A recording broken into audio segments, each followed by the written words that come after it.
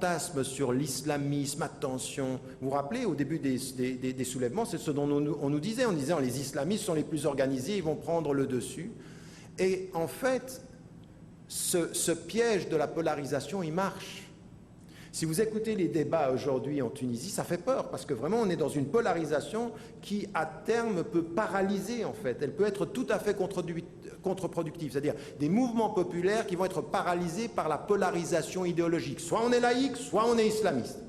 On n'arrive pas à se mettre d'accord, mais c'est pas ça la question. La question, c'est comment on libère le pays, comment on éduque le peuple, comment on s'occupe de la pauvreté, comment est-ce que, ce que tu disais, c'est ça les vraies questions. Or, maintenant, on est dans le formalisme qui polarise et qui, en fait, empêche le vrai débat de fond.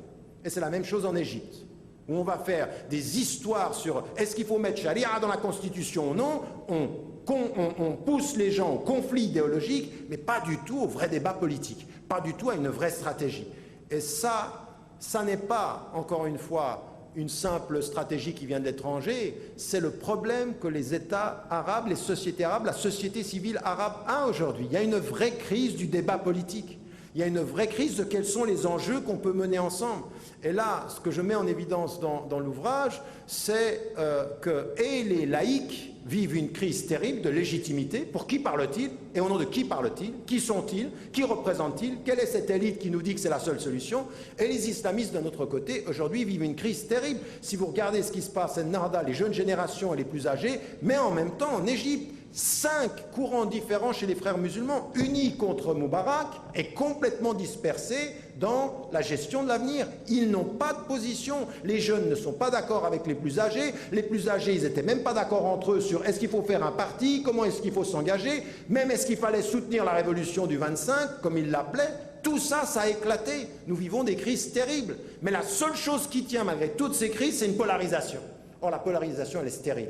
Elle ne nous fera pas avancer sur la vraie démocratisation. Donc, en même temps, il faut être extrêmement vigilant parce que si les populations, si les intellectuels, si la société civile, si les leaders politiques sortaient un tout petit peu de cette imposition idéologique, parce qu'on peut passer du colonialisme politique à l'impérialisme économique, à la colonisation idéologique, c'est-à-dire on vous impose les termes de votre propre débat. C'est-à-dire on vous impose, vous avez le choix entre ça et ça. Et à partir de ceci, vous avez toute la possibilité, vous avez la latitude pour jouer avec les uns et jouer les uns contre les autres, même jouer sur les peurs. Parce que ce qu'on a appris... Est-ce que j'ai encore 5 minutes? Oui. Oh, ben, oui. Oui, je crois que j'étais... Oui. Non, j'ai pas 5 minutes en fait. Ouais. J'ai dépassé mon temps, donc je vais conclure. Et après, on ira dans la discussion, je pense, pour mettre ça en évidence. Si on vous a... Je sais plus ce que je disais d'ailleurs. Qu'est-ce que je disais? Vous suivez ou pas? Oui. Donc, ce que je disais... Polarisation. Pardon? Polarisation. Oui, oui, c'est ça, quoi. Donc, la polarisation, c'est aussi un moyen de stériliser, de rendre stérile le débat et de ne pas permettre aux choses d'avancer. Et puis surtout, de faire une chose... qui est voilà, ce que je voulais dire, c'est-à-dire la colonisation idéologique, les termes du débat, qu'acceptent les Arabes aujourd'hui. Elle est problématique, il faut vraiment qu'ils sortent de ça. Il faut vraiment qu'on ait des forces aujourd'hui qui refusent de tomber dans le piège de la polarisation, qui se disent « mais c'est pas ça le vrai problème ». Alors le mouvement altermondialiste qui doit intégrer la question aussi de quelle est la place de l'islam dans ce débat-là, parce que ce n'étaient pas des islamistes qui ont mené tous ces éléments-là. C'est évidemment pas les islamistes qui étaient au premier rang, mais dire qu'ils ne sont plus musulmans, ça, c'est-à-dire, oh, ils sont comme nous. Alors maintenant, on célèbre le fait qu'ils ont les mêmes valeurs que nous. Donc comme ils ont les mêmes valeurs que nous, il faut qu'on oublie qu'ils ont de références musulmanes. C'est là qu'il faut un tout petit peu plus de créativité dans ces débats-là. C'est comment on intègre les références culturelles, traditionnelles, linguistiques des pays pour trouver un projet qui soit un autre projet que simplement s'opposer aux laïcs ou s'opposer à l'Occident. Un nouveau paradigme, en fait, qui déplace le champ de gravité, qui est conscient du champ de gravité se déplace vers l'Est, qui déplace le champ du débat sur quel type de société on veut. Et là, il faut vraiment qu'on aille vers quelque chose qui soit un tout petit peu plus sophistiqué. Je ne le vois pas aujourd'hui. C'est pour ça que je dis que c'est encore la faiblesse de ces mouvements-là. c'est que, je veux dire, en Tunisie, en l'espace de 3 mois, on est passé de 50, 60, 70 jusqu'à 100 partis politiques, et 100 partis politiques, c'est la débandade. Alors maintenant, il y a un phénomène de rationalisation. On est en train de revenir, il faut espérer que quelque chose se passe, mais on est vraiment dans une situation où c'est une dispersion de toutes les forces vers quelque chose qui n'est pas du tout assumé. Donc, ce que je suis en train d'essayer de dire, c'est qu'il y a des faits qui nous montrent que rien n'est né de rien, qu'il y a un certain nombre de faits, mais que malgré ceci, ayant étudié ces faits-là, ça ne veut pas dire qu'il n'y ait pas d'opportunité. Et l'un des meilleurs exemples, c'est effectivement ce qui se passe en Syrie. Parce que la Syrie, je veux dire, quand vous voyez les faits, c'est assez impressionnant. La Syrie a été l'ennemi numéro 1 d'Israël dans la région, tout le temps en prenant des positions, apparemment soutien à l'Iran, soutien au Hezbollah. Et après, quand on regarde les faits, jamais la Syrie n'est intervenue militairement ou politiquement en prenant une décision contre Israël. C'est-à-dire qu'en fait, ils parlent contre et ne font rien contre. Et on s'aperçoit, en termes de politique stricte, que c'est l'ennemi utile. C'est-à-dire que la présence de la Syrie, de l'Iran et du Hezbollah qui a résisté a été pour Israël un des meilleurs moyens de justifier sa politique régionale en disant nous sommes sous la pression de ces ennemis-là. Et en plus, il faudra bien tenir en compte une chose, c'est pour le monde musulman la réalité des relations chiites-sunnites, un des grands éléments de l'avenir. Parce que là aussi, les musulmans tombent dans le piège. Quand on entend... Moi, j'ai beaucoup de respect pour un certain nombre de nos savants, mais j'ai beaucoup d'inquiétude quand j'entends jusqu'au cheikh Youssouf al-Qaradawi mettre en évidence qu'il faut lutter contre l'expansion du chiisme, il faut faire très attention, et qui va jusqu'à dire que la révolte au Bahreïn est sectaire, c'est-à-dire ce sont des chiites qui s'opposent. Et là, c'est très très grave, parce que c'est pas vrai. Factuellement, chiites et sunnites sont contre un régime, mais il ne fallait pas que Bahreïn tombe. Parce que le Bahreïn, c'était les pétromonarchies. Et l'Arabie Saoudite, le Qatar, immédiatement interviennent et bouclent, ne permettent pas à ce que ça se passe. Comme s'il y a des révolutions qu'on salue et il y a des révolutions que l'on empêche, géostratégiquement, économiquement. Donc tout ça, ce sont des faits, il faut les analyser. Analyser ces faits avec une vision historique, voir tout ce qui a été mis en évidence avant et voir ce qui se passe maintenant.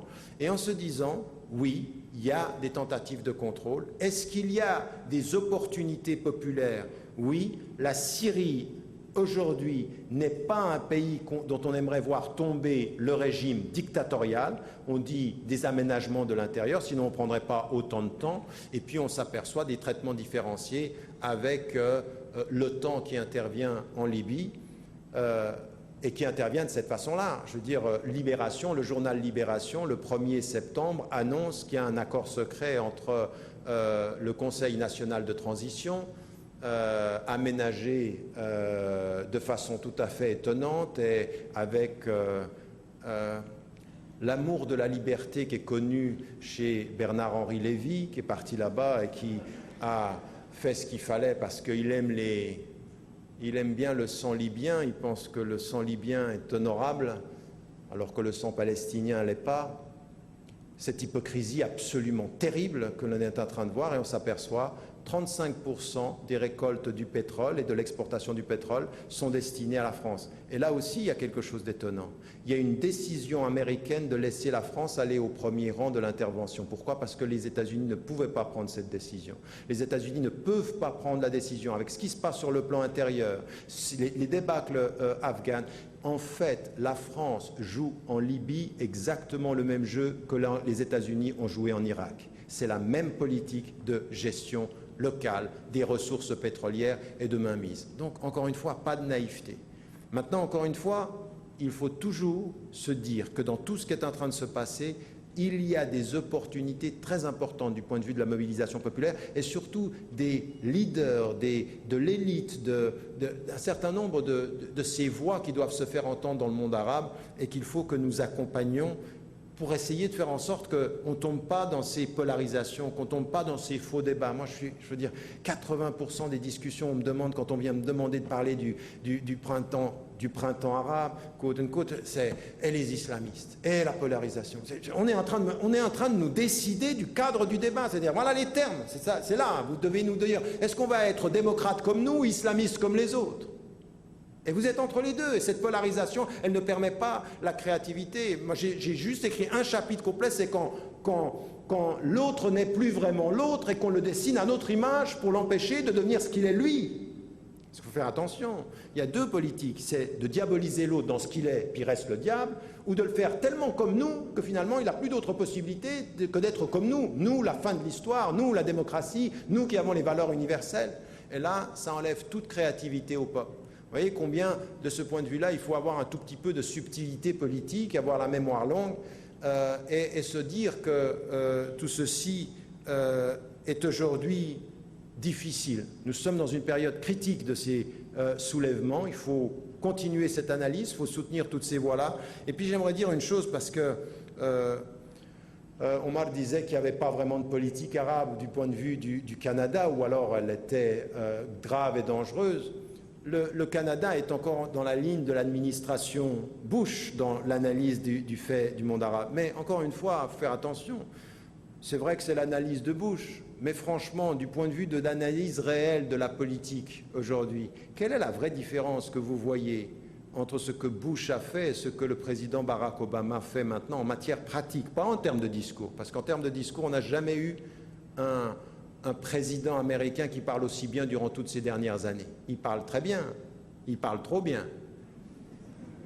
Mais les faits, non mais les faits, je veux dire, même du point de vue de la politique intérieure, c'est-à-dire comment on gère la politique intérieure, c'est assez grave ce qui est en train de se passer. Toutes ces promesses qui n'ont pas été tenues, toute cette façon maintenant de pouvoir arrêter. Vous donnez de l'argent à une association, par association, l'argent que vous avez donné peut vous mettre, vous, en situation d'être suspect. Ça, c'est sous le président Barack Obama que ça a été voté et appliqué. Ce sont des politiques qui sont extrêmement graves, donc il faut les analyser pour ce qu'elles sont. Et donc là, ce que j'aimerais mettre en évidence, c'est que là où vous êtes, vous, citoyens canadiens, c'est là où il faut être vigilant. Et là, il faut être cohérent. C'est-à-dire, il faut aller jusqu'au bout, de mettre en évidence. On ne peut pas continuer dans la région de dire qu'on soutient les démocraties et de traiter de cette façon-là, soit en sous-main avec les dictateurs, soit dans le silence avec Israël. Et de le soutenir de cette façon-là, parce qu'au bout du compte, s'il y a un jour un printemps arabe, c'est aussi dans la résolution du conflit israélo-palestinien. On n'aura pas de liberté dans la région de cette façon-là. Et ça, c'est vraiment le goulot d'étranglement, c'est vraiment là où les choses ne se disent pas suffisamment et ne se font pas. Et ça veut dire aussi que vous êtes des citoyens qui devez analyser ces façons dont le Canada de se positionner sur les positions occidentales autres, c'est-à-dire américaines ou européennes. Ça n'est plus du tout le pays comme il a été perçu avant, c'est-à-dire le pays qui était plutôt celui avec lequel on pouvait qui était plutôt le médiateur. Le Canada a été perçu comme un médiateur. C'est plus du tout ça. C'est un agent clair d'une certaine politique qu'il faut critiquer pour ce qu'elle est. Et vous, en tant que citoyen, c'est votre devoir d'être lucide par rapport à ce pouvoir-là, de ne pas simplement critiquer sa politique intérieure, mais de comprendre que malheureusement aujourd'hui, le Canada, sur le plan de la politique moyen-orientale, ne fait pas ce qu'il a à faire en matière de défense des droits humains et de la démocratie. Merci.